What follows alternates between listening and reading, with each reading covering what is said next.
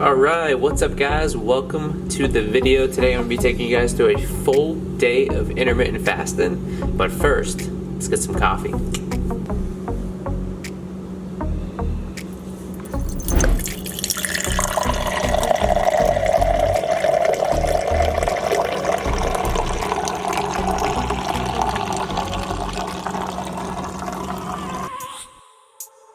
I have a dream, that's all I need. I'll make it happen with some work and belief. Know what I want, so I'll take it on. I've made mistakes, but mistakes make you strong. Let's break it down for a minute. I want the crown, I'm gon' get it. You hear me loud, man, I'm winning. Yeah, Charlie Sheen will be grinning. These ladies know that I'm sinning, and this is just the beginning. I'm closing in the ninth inning, there ain't no point.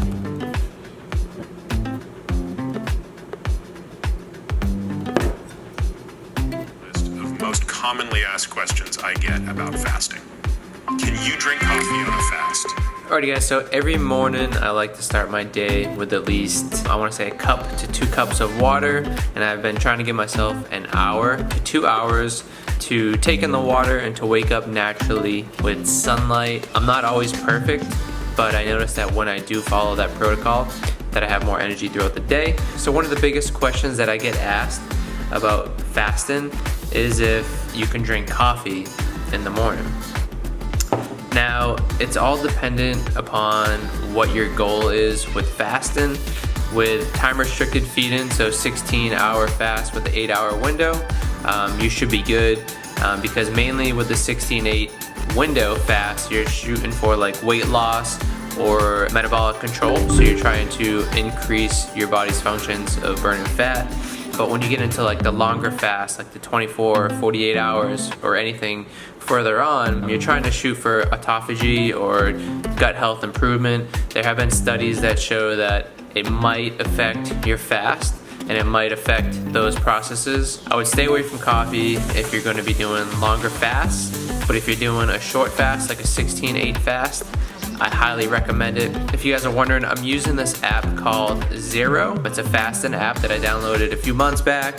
It's just a great way to start and stop your fast. And it's a way to keep track of when you start your fast and when you should end your fast. And the coolest thing about this is you pay for the subscription and they give you all the information that you need about fasting. It takes you through the whole process of what's actually happened throughout the fast. So if you guys want to check it out, I'll link it down below. It's not an affiliate or a sponsor. It's just an app that I found helpful with tracking my fasting. So let's get the day rolling. Before we head to the gym, I want to talk to you guys really quick about this coffee company called Almost Home. So it's one of my buddies, Rob. He started a coffee company here in New Jersey. So if you guys want to support a local coffee company, he batches his own cold brew and he batches his own grounds. So if you want, I'll link him down below. He's just getting started. The cold brew is amazing.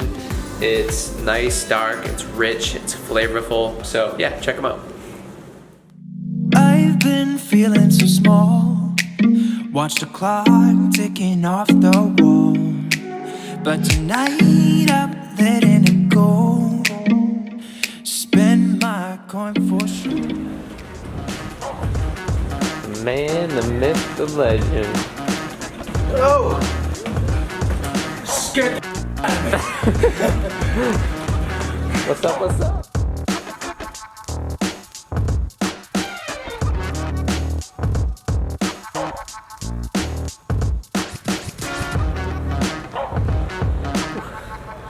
Alright, so we get about 3 hours left in the fast.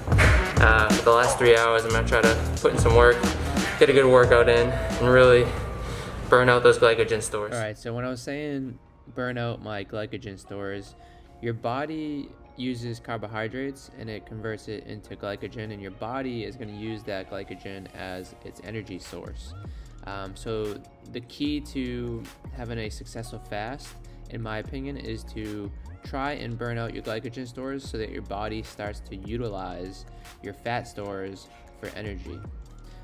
So just incorporating a workout or going for a run is going to help your body utilize those glycogen stores so you can move into that fat burning state much quicker.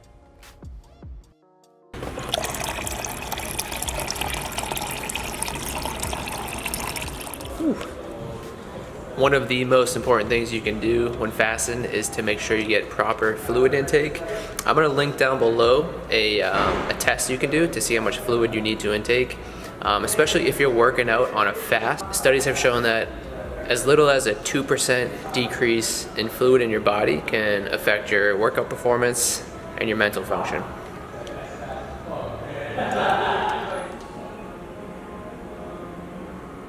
Got about 53 minutes left in this fast. It's good to note that you get 20% of your fluid from foods you intake. All right, right now we are headed to test out some new shakes for the new Performance House that's opening up in LA. So pretty stoked to do that. That's exactly what it is. It's actually It'll really be a good time.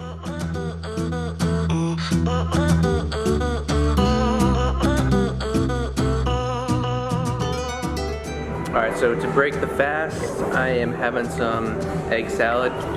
I think there's like good ways and bad ways to break your fast. I think one of the worst ways to break your fast would be to have like a high glycemic carb, like a donut. So stay away from donuts. But if you get a nice protein in with some good fats, that's a great way to do it. Try this one, Fred. Deb's got the curry salad over here. Curry chicken salad. Insane. Village Den, New York City. Be there, be square. This place is the best in New York. I'm gonna steal this. I'll take the curry salad. That's like my favorite. They're both good. They are really good.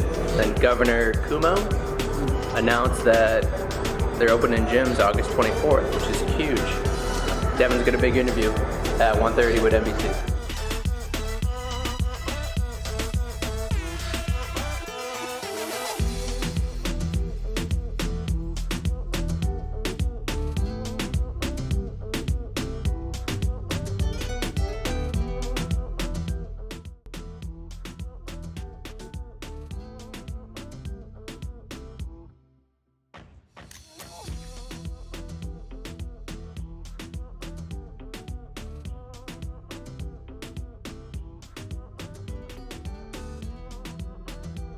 Welcome. The one has ice and the one without the ice. Okay.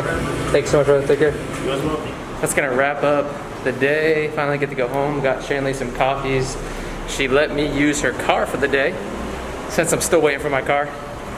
If you guys didn't see that video, my car got demolished by a construction company, so go check that out after this one. Alright guys, let's get the heck out of here. So, it cost me $25 to park in the city. I got here about 9 a.m. It's about 4 p.m. So this is kind of like a typical day for me with working with Devin. I'm usually with him from like the start of the morning till the end of the day. And yeah, I love it. I'm doing what I love. I'm recording content. I get to make great connections, meet cool people, get to work out at a crazy expensive gym. And it's cool. Anything that I do when I'm with Devin is a tax write-off because it's business. Since we are talking about intermittent fasting on this video, I do want to say I'm going to be giving you guys tips throughout the rest of this night on 16/8 intermittent fasting. One thing to note is that 1 gram of glycogen, so your body stores carbohydrates, turns into glycogen. So every gram of glycogen in your body actually stores 3 grams of water. A lot of people end up leaning more towards testing out the keto diet because their friends got some crazy weight loss over a week or two. But in reality, what your body is doing, it's switching over from using glycogen for energy to using fat. So it's just depleting your glycogen stores. So as you deplete your glycogen stores, you're going to deplete your water stores, and in return, you're going to lose weight. So it's just a natural thing that's going to happen. So personally, I think the best diet is the one that works best for you. And a lot of people that end up doing keto, they only do it for a short term, whereas like it's going to be something that you should probably do for a long term, because you're going to blow up as soon as you get off the keto diet, because your body's going to start holding on to these carbs and turn it into glycogen. It's going to store more water, so then you're going to blow up and gain the weight back. Personally, it's not something that would fit my lifestyle, but if you wanted me to make a video on the keto diet, I'd be happy to test it out.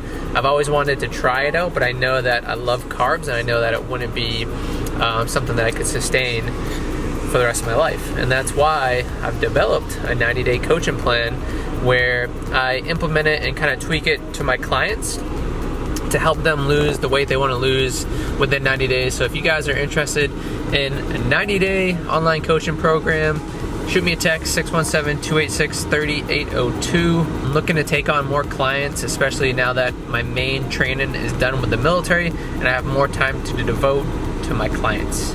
See you guys back at the house. Alrighty guys, made it back to the apartment. I really haven't eaten that much today. It's just kind of how it is, like when you're on the go. But I will give you guys some delicious meal options. Actually, Shanley, you're making the mash tonight. Oh, she's making the mash tonight, so I'm going to have a snack. These are new protein bars that I got a couple weeks ago. They're from Bear Performance Nutrition, and I am in love with these because they have two of my favorite foods in them. Peanut butter and coconut. It's called the Chocolate Peanut Butter Blonde. It's like a peanut butter coconut explosion. Like a meal replacement bar, it's 260 calories, so this is gonna be meal number 2. Meal number 1 was that egg salad that I had, and then I had half that and then half of the curry chicken, and then we tested like 7 proteins, so I'm on like a protein high today. And now we're gonna have a protein bar.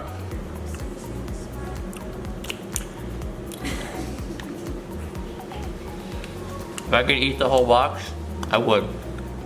So as you can see, my eating window has been 4 hours and about 34 minutes. So that means I have about 3 hours and 30 minutes left to continue to eat. This is just for the 16/8 intermittent fasting window. You could always extend your fast, and you get to your body as you prolong your fast and you get into the longer fast. Your body starts to optimize itself a little more. It also starts to dig into different processes like autophagy. So what happens is your body is going to rid itself of all the cells that are underperforming and excrete them out of your body, and within time your body's going to reproduce the cells to make your body work more efficiently. So it's always great to incorporate at least one long fast a month. One of the biggest keys to having a successful fast is to prioritize sleep. Now, a lot of people don't get enough sleep throughout the day, and a lot of people actually tend to eat snacks or meals before they go to bed.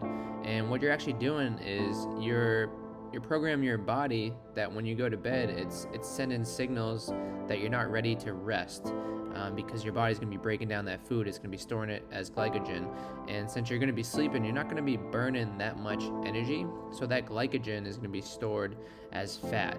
So I highly recommend making sure to cut yourself off at a good time, at least 2, maybe 3 hours prior to bed. And if you're not getting enough sleep, your cortisol levels, so your stress levels, are going to rise. And also in the presence of cortisol, your body is going to hold on to food, and it's going to continue to store it as fat. So I recommend getting at least 8 hours of sleep a night. Can we talk about MVP? Alright guys, so one of the most important things about intermittent fasting is how it regulates your insulin levels. So one of the biggest things I've always heard from like adults or older people is that, oh, my metabolism has slowed down, that's why I'm gaining weight. But in reality, your insulin levels have not gotten a break over time. So in the presence of insulin, this is like after anything you eat, you put something in your mouth, you eat it, your insulin is going to rise. And that's why like high glycemic carbs like donuts or like white bread is going to skyrocket your insulin. And in the presence of insulin, you can't burn fat and your body stores fat. So one of the best benefits I would have to say about intermittent fasting is that when you're in a fasted state, your body's insulin levels are so low that you're able to burn fat.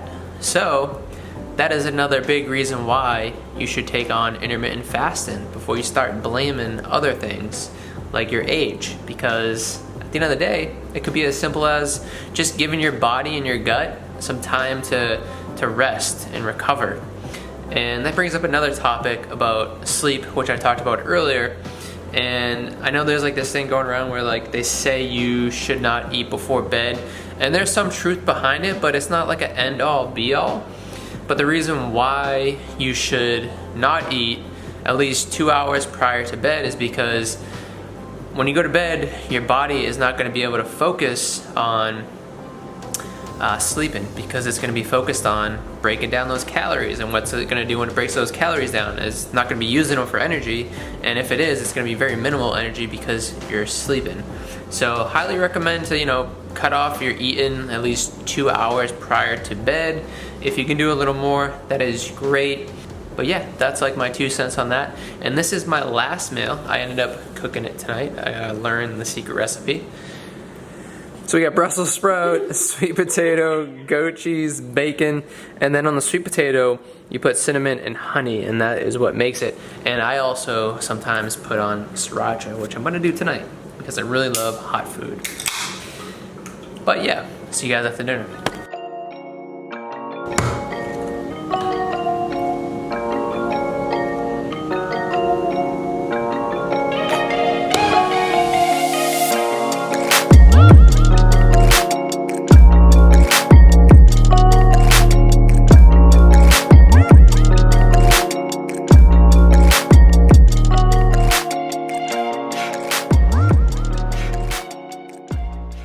Alright, so I'm going to give you guys a few more tips about fasting. The cool thing about intermittent fasting is that you're not going to put yourself in a caloric deficit, because there have been studies that show that by intermittent fasting you are almost mimicking a caloric deficit in itself. So just by fasting, your body is going to think that it's taking in lower calories, but in actuality what you're doing is just restricting your window of feeding. Also, another big question that is asked about intermittent fasting is, can I take my supplements when I'm fasting, specifically fish oils? I personally would stay away from taking any supplements when you're in the middle of a fast, just because there are certain supplements that will break a fast, specifically fish oil. Now, another one that a lot of people ask about is creatine. Can I take creatine when I'm fasting? And yes, you can take creatine, but there have been studies that show that your body absorbs creatine much better in the presence of insulin, so it's best to take it after a meal. Now, last piece of advice I'm going to give you guys about intermittent fasting is, what can you have when you're fasting? Basically, if it has calories, you shouldn't have it, because it's going to break a fast. A lot of people think that stevia will break a fast, but again, according to science, I sound like a broken record, but I've done my research. I've been fasting on and off for the past 6 years, and at one point they were like, oh, stevia will break a fast. Now they're saying stevia won't break a fast because it doesn't promote an insulin response. So you can have some Zevias. These are great. These are 0-calorie sodas, basically. They taste delicious. They're amazing. They're a great way to get carbonation. The carbonation is going to make you feel full. So at some point during your fast, you're going to be like, man, I'm really hungry. So you're going to want some carbonation. So seltzer waters are good as well. Mainly just water. If you can just take in water, that's going to be your best friend. Tea is good. You can drink coffee like we said this morning, but stay away from supplements. Alrighty guys, it is late. If you guys enjoyed this video, please smash that thumbs up. Make sure to subscribe and let me know down in the comments like any other video topics you want to see. If you really enjoyed this video format, definitely let me know, because I had fun making it. And if you want, check out that app. It's called Zero. If I can find a link for it, I'll link it down below, especially the water tracker. And it's going to be a way for you to figure out how much water you should intake for the day. So with that, it is 12:53. I am going to go to bed. Another early morning. So I'll see you guys on the next one.